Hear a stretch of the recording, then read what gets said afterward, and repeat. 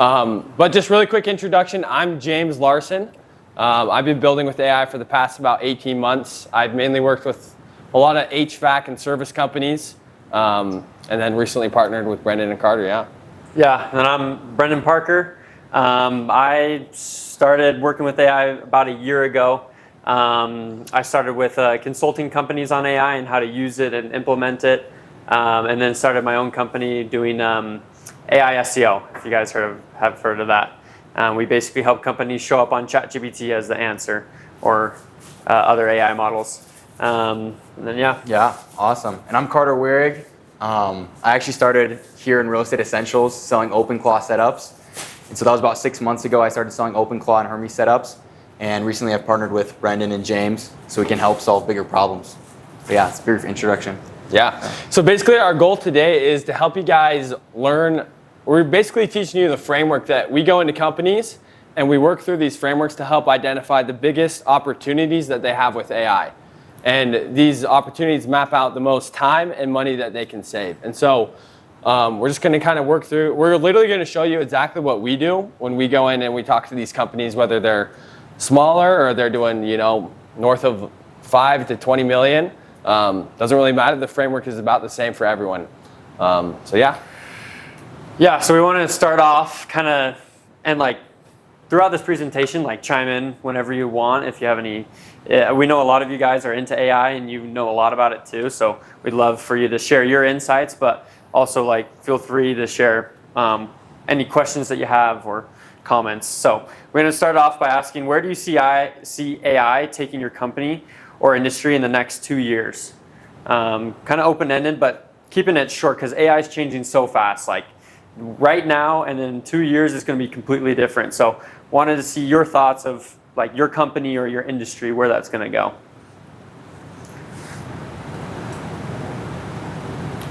Yeah. Just exponentially multiplying revenue per head count. Yeah. Can you see if you can do it? Yeah, that's a great one. Multiplying revenue per head count. So this idea that you can scale without needing to hire more people, right? Each person's output can just be multiplied because they all of a sudden have this powerful tool, right? That's awesome. Perfect. Thank you, Brad. Easton.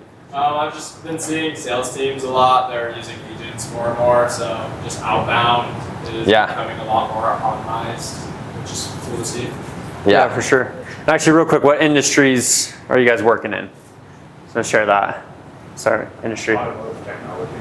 Yeah. I'm just interning at a software endpoint management company. Okay, there you go. Sweet. So automotive, software.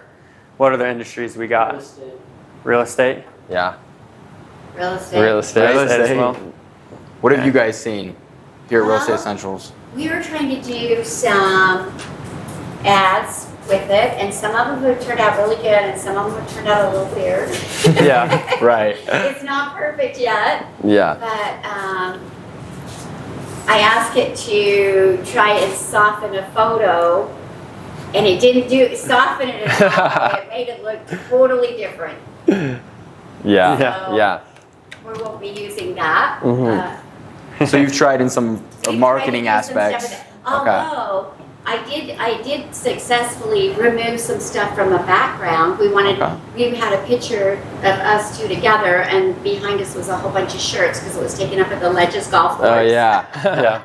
And I'm like, okay, I don't think we want all their inventory in our background for real estate. So we had them take that out, and it did really good at that. Yeah. But so some things it's really good at, some things not so much yet. But it'll grow and learn. Oh, Exactly. for sure. Yeah, and Chris, this is a perfect example. AI isn't perfect, right? No. And we're here to teach you the framework that will help you identify where it should and where it shouldn't be used. And we have plenty of examples of talking to clients and they have an idea about how they should use AI, and we're like, actually, you probably shouldn't use AI in that way. You should probably just keep a human in the loop for this one. But there are also plenty of examples where it can, be a powerful multiplier. What are some things where you said you don't use AI, you think it's better with humans? Could you give some examples for that? Where you think it's just better doing it? I'll give you one that I gave the other week so I have HVAC companies that I service with lots of voice AI, and the owner wanted the voice AI to just be the first point of contact for every single customer calling in. And obviously I'm of the opinion, if I have the chance to talk to a human to solve my problem in an AI, if it's something like HVAC, I'd rather talk to a human, right? if I have the chance between talking to your voicemail or an AI, I'd rather take a voice AI. And so that's what I told them. I'm like, let's just keep it on your voicemail for now, because I think if you have a new customer coming in and they have like, say they need like an HVAC setup that's worth 15 to 20 grand, right? And the voice AI messes up, I'd rather have a human on that call than, a voice AI. And so that's just like a small example that I've seen. I don't know if you guys have seen a couple others. I mean, obviously there are a few, but. There are some times where just tasks, like you try to automate them and it literally will take more time to like go through the process of, the automation than it would just for you to do the task. So in that case, like you wouldn't want to automate something that's going to take more time with AI in the loop. And so there's a lot of things like you can literally just do the task. And so it's like, it would be adding an extra step to add AI in. So, yeah. A couple things I've had to do is we've taken like details about a listing, and then we said condense this, but then I like to go in and edit that, because I can tell after doing several, I can tell if it's been written by AI or not. Yeah. And it always has little dashes and it uses the same words over and over. So we'll go in and change out some of the words and fancy it up a little bit, but that can make it a little faster. For example, in real estate, and I don't know if you guys in your industry, but sometimes you'll only have a limited amount of characters that you can advertise in. Yeah, right. So you have to make it fit within a certain amount of characters. Yeah. So that's an example of how we use it.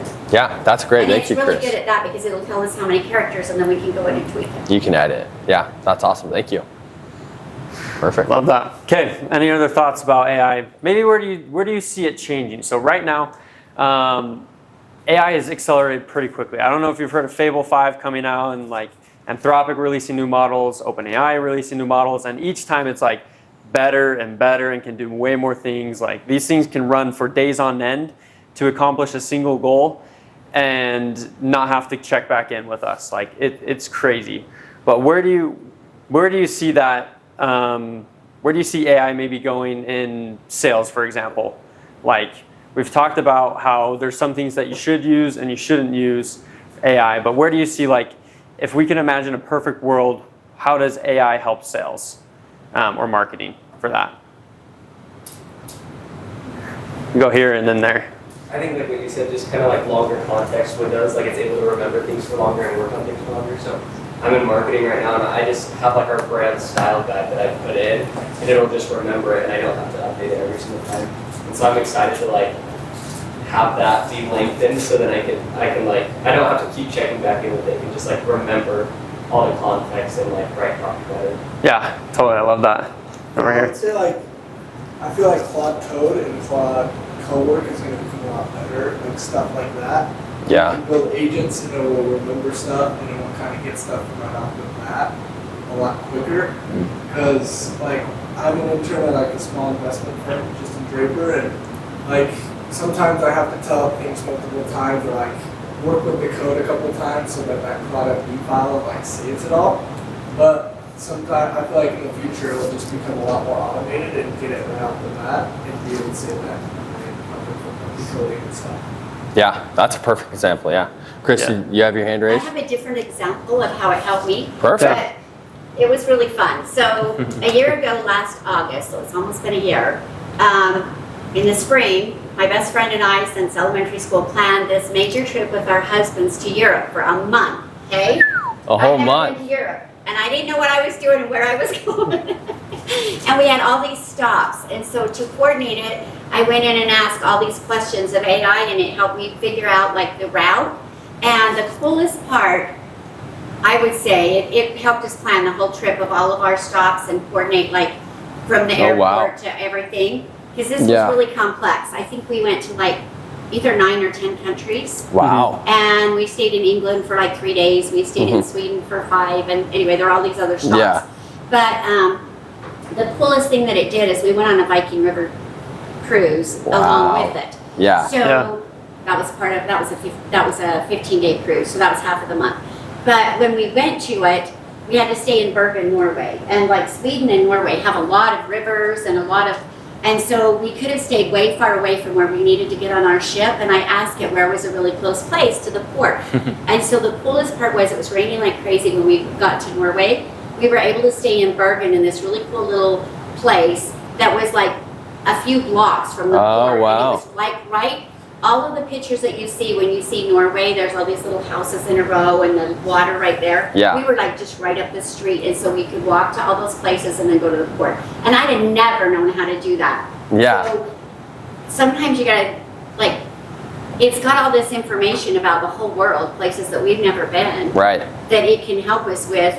And in our office, one of the other agents used AI to help target market people that are moving out of the state of Washington and moving interesting. to Utah because of some of their crazy tax laws Yeah. and some of the things that they're doing there. And so they wanted to target market this area, and so they used it to do that. That's so awesome. that's just a couple of good examples of things that, and maybe you guys can think of ways that would help your business. Yeah.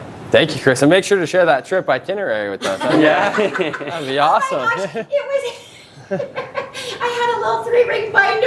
Oh my Oh, wow. gosh. And I had it all printed out because I didn't trust Yeah. that I'd have good service. You had it with you Right. everywhere. Are we going to trust it if you're going to another country? Right. Maybe. Right. That's Are we awesome. gonna trust the Wi-Fi? So I had Yeah. it printed out, and I gave her one, and we had one. It was awesome. We had copies. That's awesome. Well, thank you, Chris. And thank you, Yeah. everyone, for your responses. That's exactly spot on. Yeah, I just have one cool story I want to share about just the real estate space, something I saw here, Real Estate Essentials. So actually, the production and marketing team both have their own OpenClaw agents, and you guys use them a ton, right? And so Every day. how have you seen the difference between like your guys' jobs before having those agents and then like after?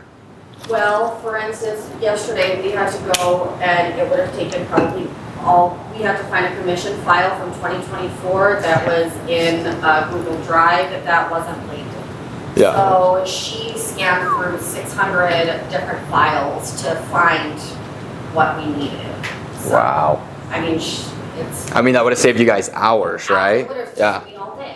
Yeah. You know, so yeah, it's amazing. And you guys use it for a variety of things, for Yeah, making I marketing use it. materials, for production, right? Yeah, I use it for production, I use it for training books, I use it for everything. Yeah. Not everything, but Right. a lot of things. Yeah. Yeah. Learning machine. Yeah. Yeah. Yeah. Well, that's awesome. Thank you for sharing that, Jackie. Appreciate it. Yeah, thank you. So we'll kind of start diving into kind of what can you guys see this? I mean, it's on there, but I know it's kind of grainy. Diving into like what we do, like, because we've had a decent amount of experience over the past year working with companies and helping them use AI. Like how we would approach assessing if something needs AI implementation in it, because that's the hot topic right now. Everyone's like, how do we use AI to do this? And so we'll figure that out. And I think it's a lot simpler than you think, because we got to remember that this is a collection of all the smartest people in the entire world at the palm of your hand, and you can ask it anything, anytime, and it will have the answers for you. So some of the things that we do when we start out is when we're talking with whether it be a CEO of a company or an employee at the company, and no matter who you are or what you do, just walk through your day. Like, what do you do? What's your to-do list for the day? Is it in the morning you look at your email and see what to-dos you have for the day, and then maybe hop on a few demo calls, maybe do some marketing material for that day. Whatever it is, just walk through your day and then kind of start spotting out, okay, what's taking me time and what's holding me back? Like, am I waiting for someone else to do this, or is it me and the time that I have? Am I limited to what I'm doing? And then just choose one. Like, it's as simple as that. Just choose one thing you want to focus on. Because I think a lot of times we can get scattered brained with AI because there's so much you can do that you almost don't know what to do. And so just focus on one single thing at a time.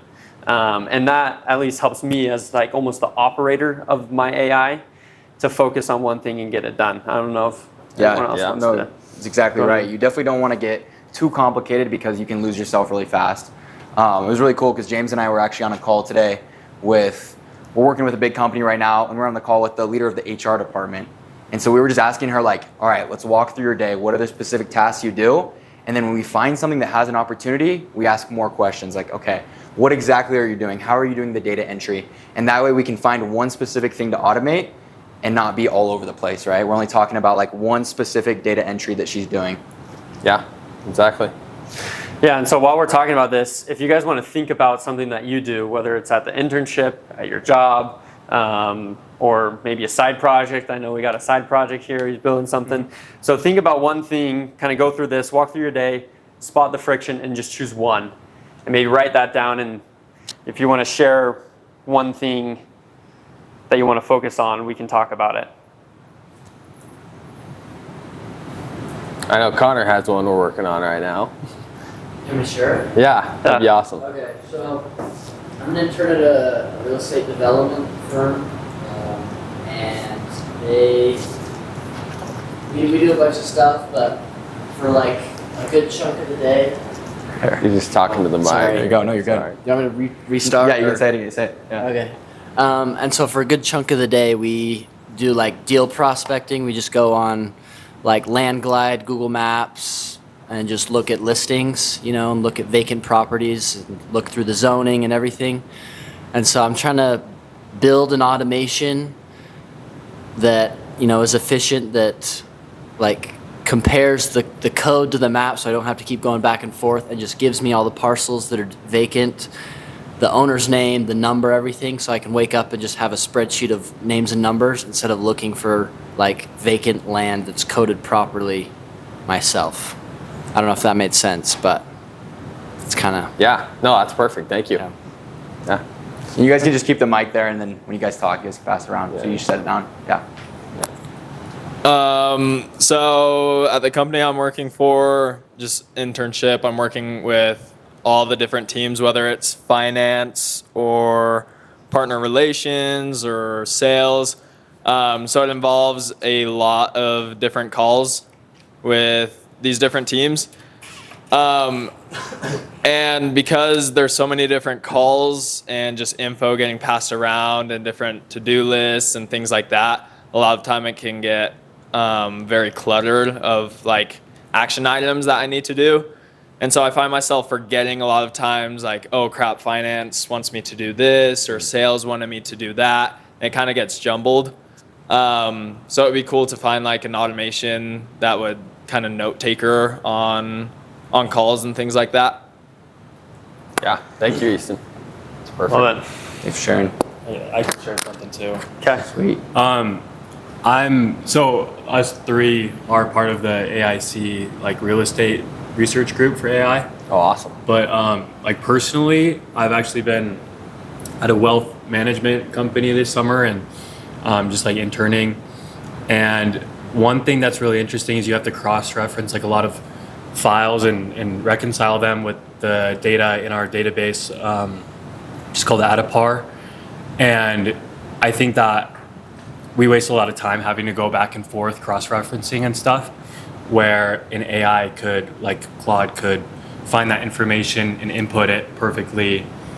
But the drawback to that is we don't want errors. Like, Yeah.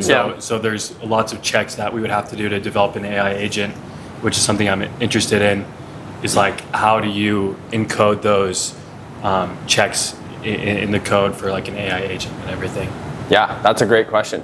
Do you want to answer now, or we could keep you an example? If you guys have an answer, that'd be great, yeah. Yeah, the first one that comes to my mind is the bank statement classifier that you built with the Google verification. Yeah, so I worked with a company where they did about almost like 100,000 bank statements a year, where they're just basically, they're getting it from the company or directly from the bank, and then they had to go in and look at they basically had to categorize specific things into QuickBooks, basically extracting the simple statement and putting it into there. And so one thing that we did with that is, yeah, it's a lot of time to go and find those bank statements, look through them, and then put them into QuickBooks. And they had a process for kind of checking themselves where they would put in the Excel spreadsheet first, made sure it all lined up, and then put it into QuickBooks. And so what we kind of worked with them is like, the way that we could do that is we have the bank statements, we have the spreadsheet, and we have the QuickBooks account. We basically just sped up the process of using AI to extract the information that we needed from the bank statement, put it into the Excel spreadsheet, but then we'd also drop the file right next to that spreadsheet. So whatever file that it found for the bank statement with the spreadsheet, it put them into the same drive together, so then someone could easily look at the bank statement. Well, they could first look at the Excel sheet, make sure it looked right and lined up, and if anything was off, they have the the file of the bank statement right there that they can go and cross-reference. So a lot of times when AI needs to be really accurate, you almost let it do its thing, but then have whatever a human would need to go and check and verify just readily accessible right there. So if you're, yeah, go ahead. Well, I was just saying, didn't you also have 2 models? And we even tested 2 different models. So we had Anthropic running and we had Gemini running to see which one was more accurate. And we did it over a certain period of time to then choose the right model that was best for what we were doing. That's interesting. So, Okay. Yeah. Hopefully I answered your question. Yeah, thank you. All right, my turn? Sure, yeah, go ahead. Cool. All right, so like you mentioned, I have my own little side project. I clean windows. It's just like a little business that I started in like June. And some tasks, I like started it before I started using Claude. It's like I made an Excel sheet to like have all the clients, and I made my website. And I was being super dumb. I like bought a domain on Wix and like cost me a bunch of money. I had no idea I could just like use Claude and it would make it for me. But I still have some stuff that I'm trying to get done with the business. Some stuff I want it to do is I just use a Google form. Like I'll go and knock doors throughout the week and get some people for the weekend. Awesome. But when I like get someone at the doors, I'll like fill out a Google form with all their information, like their name, their phone number, their address.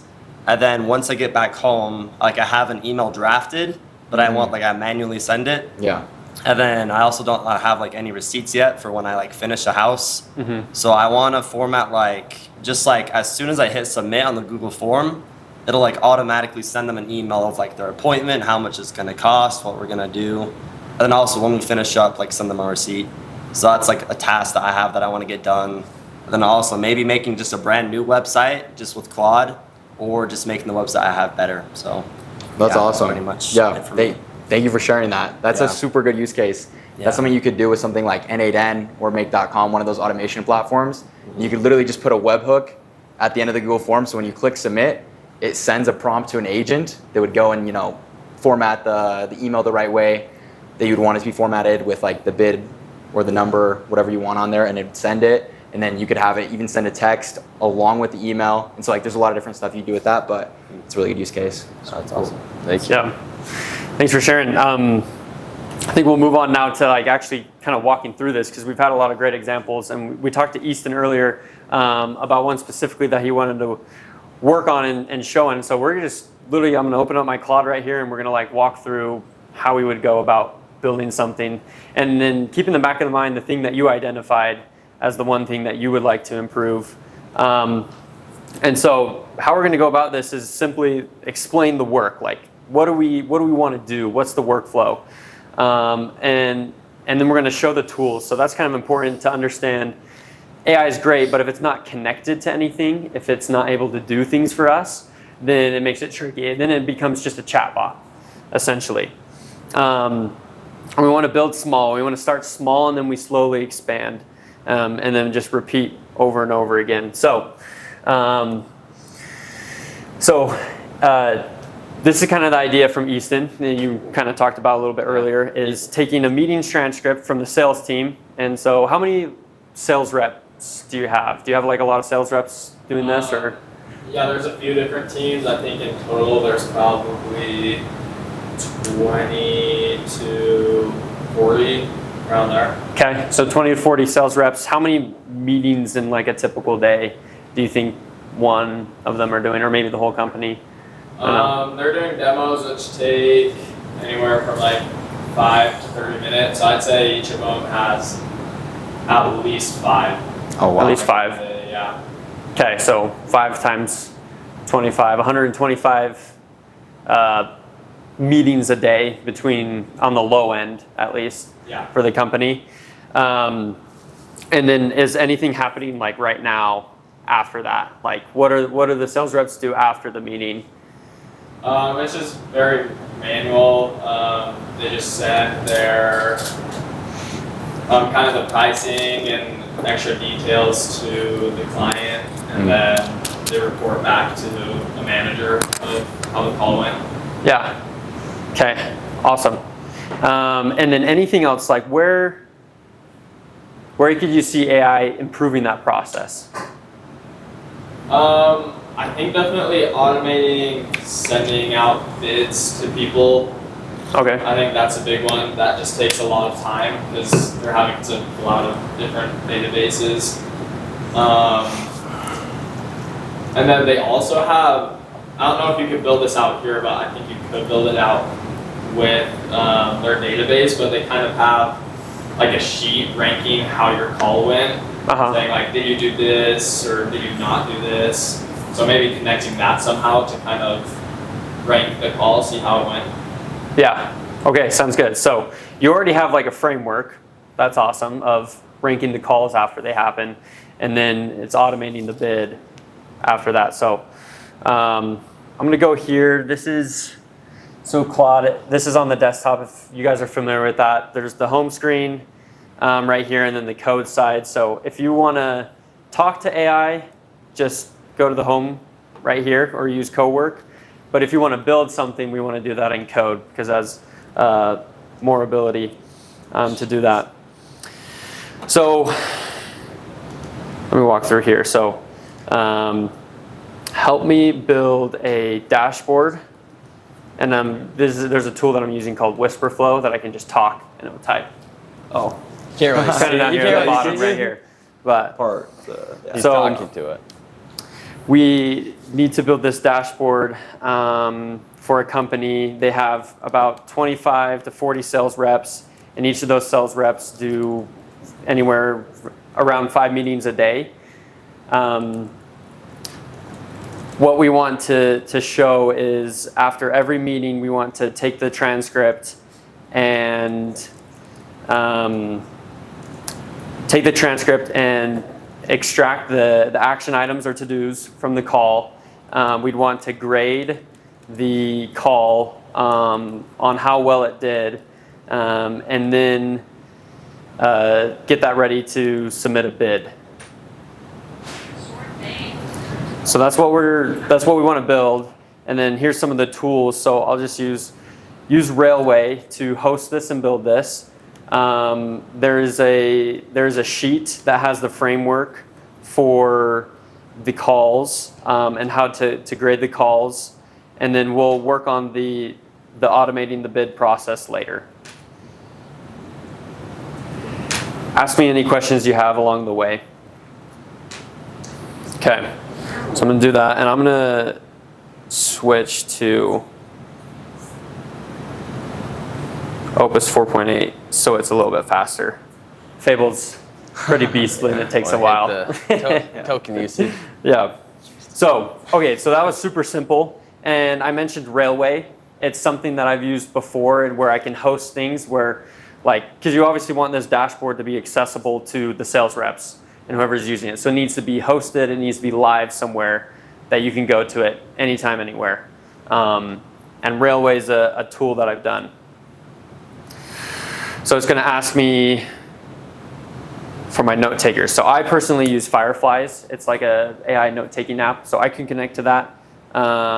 Or I have these, we just created some demo files.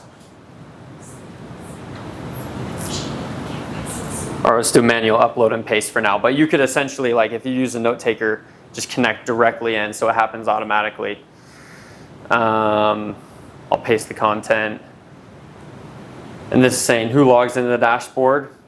Do you have managers over the sales reps, I'm assuming? Yeah. So you'd probably want like an admin level view and then an individual rep view. Yeah, definitely. Like that. And then let's do MVP first. So that's going to go ahead and start building right now. In the meantime, do you guys have any questions? Kind of, it's pretty basic, that prompt. But yeah, go ahead. I have a question. In terms of like Claude Code, I know that there's a lot of people that like to use the terminal, or they like to use like Visual Studio's code and stuff like that. So what's kind of the biggest difference between like using Claude Code inside of the Claude dashboard and using the terminal and then using stuff like that, if that makes sense? Yeah, I mean, there really isn't a difference because each time you, like, I can open up a new one right here. Yeah. Each time I open up a new one, it's essentially open up a new terminal. I see. So I like to do it all in here because I can see it easy.